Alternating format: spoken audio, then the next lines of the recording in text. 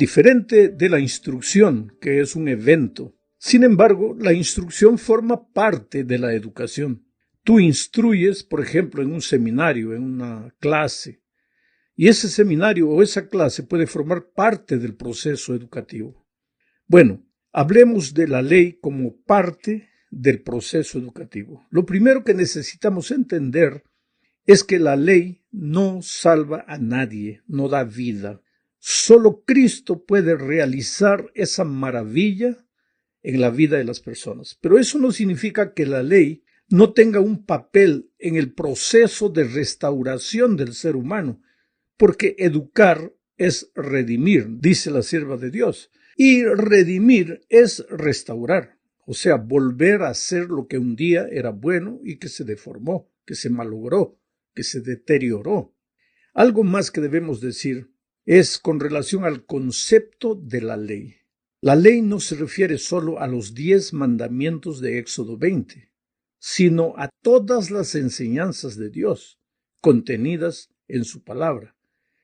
Claro que los 10 mandamientos de Éxodo 20 son un resumen de todas las enseñanzas de Dios. Y todavía hay un resumen más corto, porque todo se resume a amar a Dios y amar al ser humano. Los 10 mandamientos se explican mejor, y todo el libro de la ley, el famoso Torá, los judíos lo llamaban así, todo eso forma parte de las enseñanzas divinas y son el instrumento en el proceso educativo. Explico mejor para entender el concepto de la ley. En el Salmo 119, por ejemplo, el Salmo 119 es el más largo de la Biblia, tiene 176 versículos, está dividido en 22 estrofas. Cada estrofa es una bella pieza de poesía hebrea.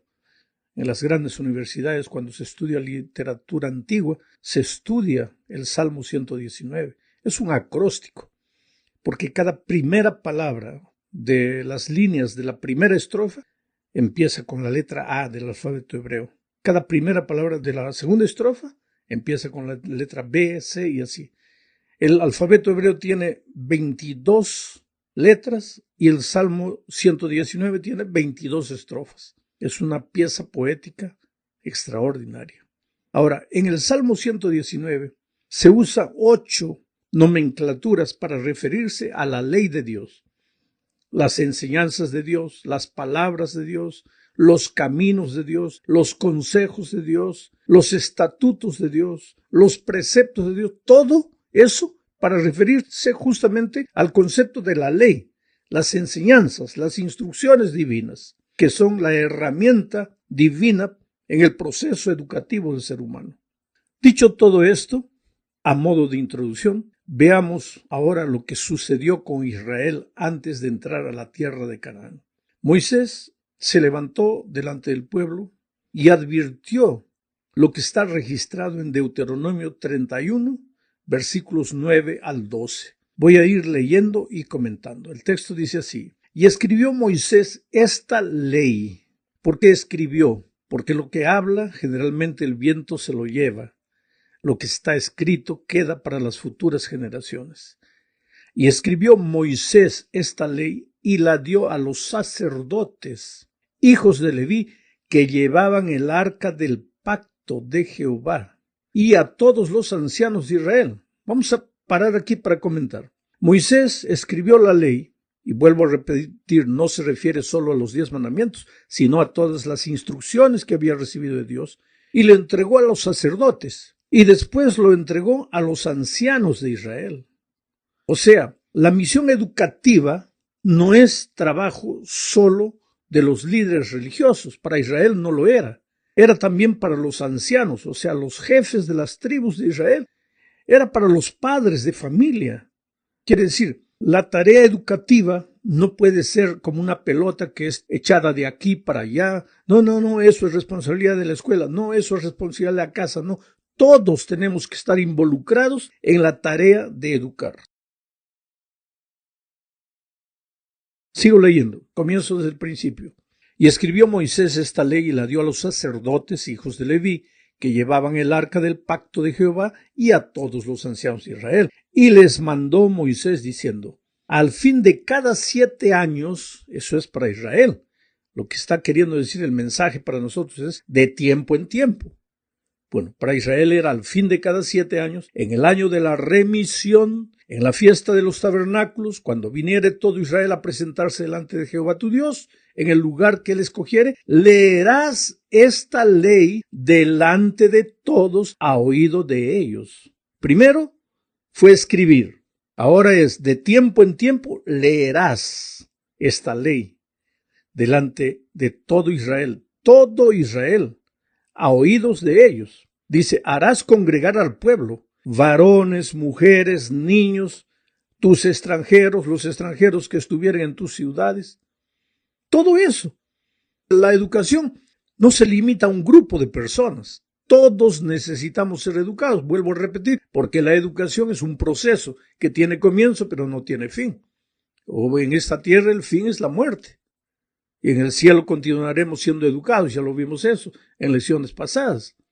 Pero varones, mujeres, niños, extranjeros, ancianos, todos estamos participando en el proceso educativo. Aprendemos y enseñamos al mismo tiempo. Dice, harás congregar al pueblo, varones y mujeres y niños, y tus extranjeros que estuvieren en tus ciudades, para que oigan, aprendan y teman a Jehová vuestro Dios, y cuiden de cumplir todas las palabras de esta ley. Mira el proceso educativo. Primero Moisés escribe, después el pueblo oye, y a medida que el pueblo oye, de tiempo en tiempo, escucha, vuelve a escuchar, vuelve a oír, ¿qué sucede? ¿Aprenden a qué? A temer a Jehová vuestro Dios y cuiden, dice, de cumplir todas las palabras de esta ley. Mira todo lo que envuelve la educación. Moisés escribe, el pueblo oye, de tiempo en tiempo sigue oyendo, finalmente van aprendiendo ¿qué? A temer a Dios. ¿Y para qué? Para cumplir. Todo es un proceso. El temor de Dios no es miedo, sino que es el fruto del amor a Dios. Por eso Moisés dice, para que oigan, aprendan y teman a Dios. Y en Deuteronomio 6:5, Moisés declara, amarás a Jehová tu Dios de todo tu corazón y de toda tu alma y con todas tus fuerzas. O sea, la verdadera educación enseña a amar a Dios. ¿Para qué? Para andar en los caminos de Dios, para obedecer las instrucciones de Dios. Pero eso con todo el ser, con el corazón, con el alma, con las fuerzas. Por eso la educación cristiana es el desarrollo armonioso de las facultades físicas, mentales y espirituales del ser humano. Atiende al ser humano en su unidad completa.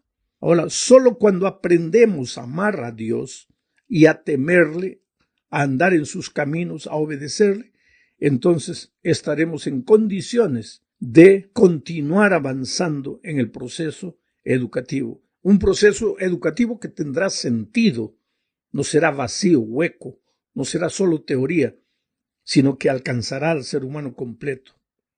En la segunda parte de este estudio hablaremos de la ley como un testigo contra nosotros. Mira, al aproximarse a la tierra prometida, Moisés dio al pueblo sus últimas recomendaciones. Y entre esas recomendaciones les dijo lo que está registrado en Deuteronomio, capítulo 31, 24 al 27. Leo. Y cuando acabó Moisés de escribir las palabras de esta ley en un libro, hasta concluirse, dio órdenes Moisés a los levitas que llevaban el arca del pacto de Jehová, diciendo, tomad este libro de la ley y ponedlo al lado del arca del pacto de Jehová vuestro Dios. Por esto es que digo que cuando hablamos de la ley en el proceso educativo, no estamos hablando solo de los 10 mandamientos, porque los 10 mandamientos estaban colocados dentro del arca del pacto. Pero aquí Moisés les da a los levitas el libro de la ley, todas las instrucciones que recibió de Dios, y los levitas tienen la orden de colocar todo ese libro al lado del arca del pacto, no dentro, porque dentro estaban los 10 mandamientos, que es el resumen de todas las instrucciones divinas. Y el texto sigue diciendo, y este libro esté allí por testigo contra ti, porque yo conozco tu rebelión y tu dura cerviz. He aquí que aún viviendo yo con vosotros hoy, sois rebeldes a Jehová, ¿cuánto más después que yo haya muerto? Ahora mi pregunta es, ¿en qué sentido la ley, las enseñanzas divinas, sus instrucciones, son un testigo contra nosotros? ¿En qué sentido? Pues en el sentido de mostrarnos el pecado, nuestro pecado, porque ¿cómo sabríamos lo que es pecado si la ley no existiera? Pablo aclara este punto al decir en Romanos 3, 19 al 23 lo siguiente. Pero sabemos que todo lo que la ley dice, lo dice a los que están bajo la ley.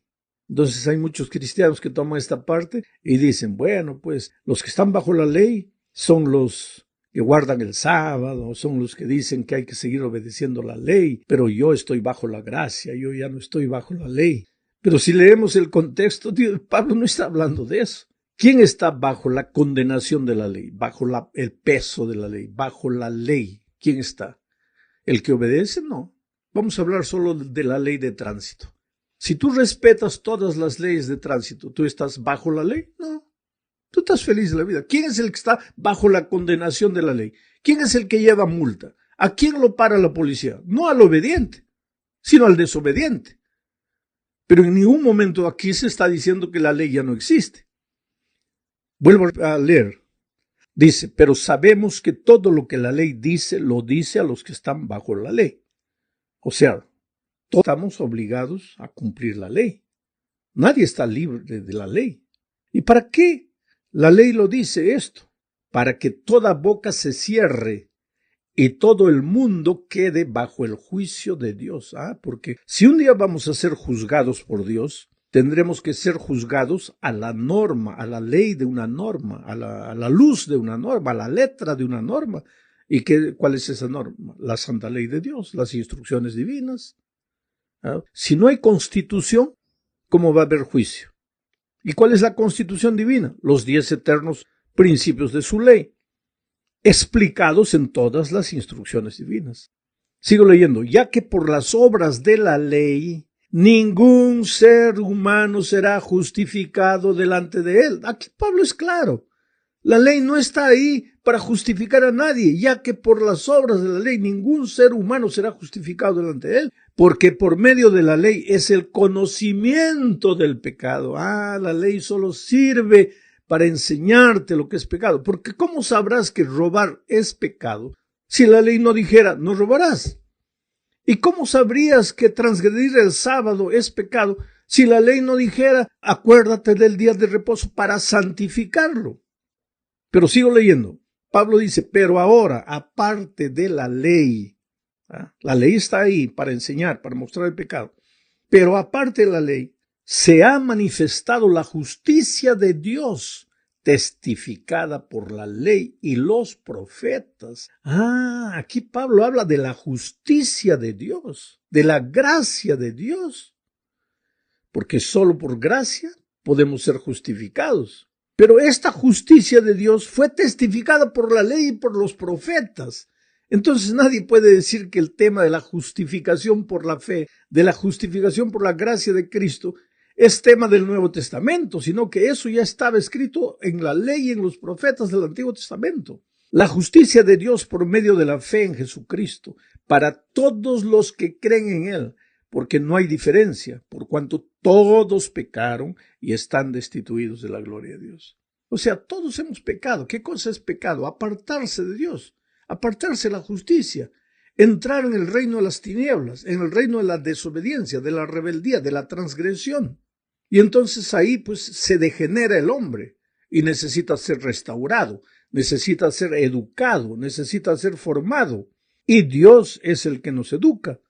Pero la ley es un instrumento de educación para nosotros. Vamos al tercer punto de este estudio.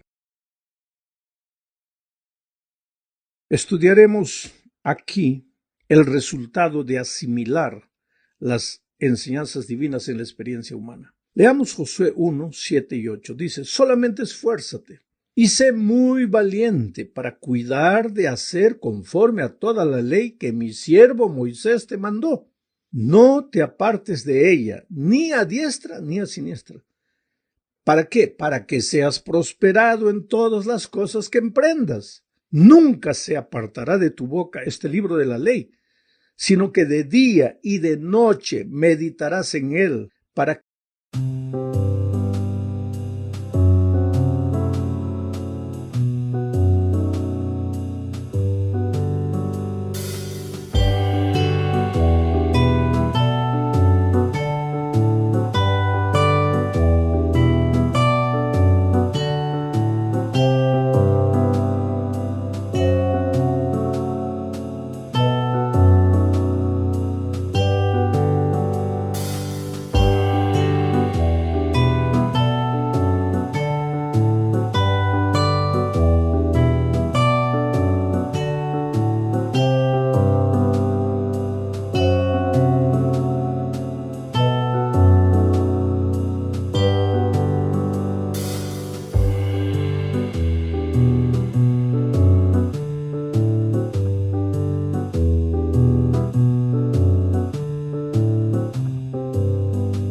que guardes y hagas conforme a todo lo que en él está escrito, porque entonces harás prosperar tu camino y todo te saldrá bien. O sea, si tú me preguntas cómo llego de Miami a Nueva York, yo te digo, sigue la 95, la carretera 95, sin parar, sí, vas a llegar. Pero tú agarras y vas, pero cuando llegas a la altura de Jacksonville, agarras la 20. Vas a parar en Los Ángeles. Ahora vamos a decir, solo para ilustración, que Nueva York sea la felicidad y Los Ángeles sea la tragedia. Tú escogiste el camino, pero en un momento del camino te desviaste. No llegaste a la felicidad, llegaste a la tragedia. ¿Por qué? Porque no seguiste el camino. Esto es lo que Dios le está diciendo a Josué. Josué, este es el camino, la ley, las instrucciones divinas, las enseñanzas divinas. Sigue este camino y vas a ser próspero. Pero si tú te desvías de aquí, vas a ir a lo contrario a la prosperidad, a la tragedia, al colapso personal, familiar, financiero, en todos los sentidos. Te vas a arruinar. Entonces sigue mis instrucciones. Y es tan simple, querido. Pero cuando comenzamos a decir, no, pero ya Cristo vino, ya murió por mí, ya me salvó, ya soy solo salvo por gracia. ¿Y la ley? No, ya la ley no existe. Entonces, si no existe ley, no existe camino. Entonces, ¿cómo vas a llegar a la felicidad si no hay camino? Por eso tienes que seguir las instrucciones divinas. Entremos a la cuarta parte. Hablemos ahora del afán y las luchas de los que guardan de la ley, de los que andan en el camino. Dijo, querido, mientras andemos en el desierto de esta vida, aun si somos fieles a las instrucciones divinas, sufriremos el dolor propio de esta vida. ¿Por qué? Porque vivimos en un mundo maldito por el pecado. Infelizmente el pecado entró. Entonces sembró cardos y espinas. Hay tragedia, hay muerte, hay COVID. Hay toda la desgracia que estamos viendo. Y hay un principio bíblico. Cuando el sol sale para justos e injustos. Y cuando cae la lluvia, cae para justos e injustos. Y cuando el dolor llega para justos y para injustos. Por lo tanto, aunque tú andes en los caminos de Dios, y aunque la promesa de Dios es que el resultado será prosperidad, muchas veces mientras andes en este mundo, mientras camines en este desierto, miserable de pecado y de dolor, vas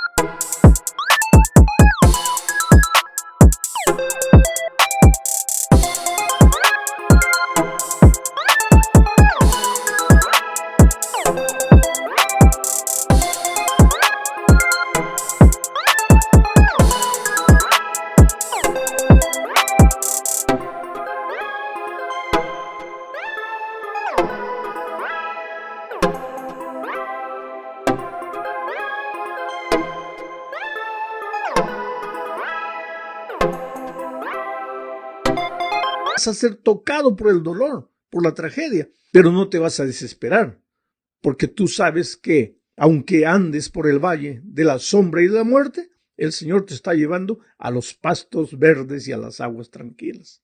En la epístola a los Hebreos, en el capítulo 11, versículos 13 al 16, encontramos la descripción de la vida de hombres de fe a lo largo de la historia. Leo el texto, dice: conforme a la fe murieron todos estos. ¿Quiénes todos estos? Esos héroes bíblicos del pasado.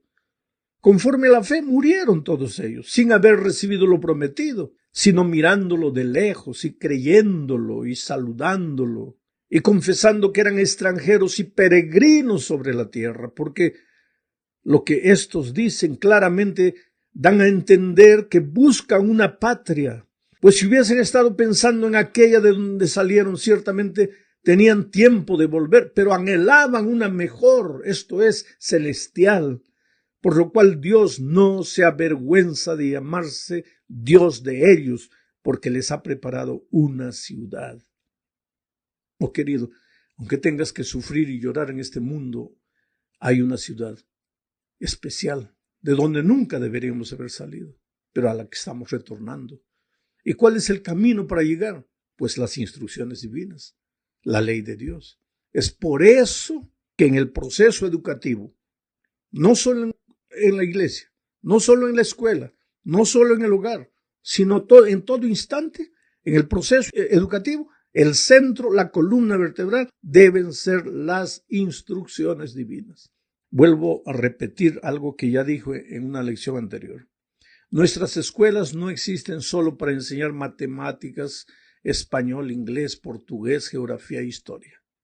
Debemos tener las mejores escuelas en eso, pero ese no es el objetivo, porque el objetivo de las escuelas cristianas es preparar al ser humano no solo para esta vida, no solo para ser un buen profesional, sino para la vida eterna. Y ahí entra el proceso educativo en las instrucciones divinas.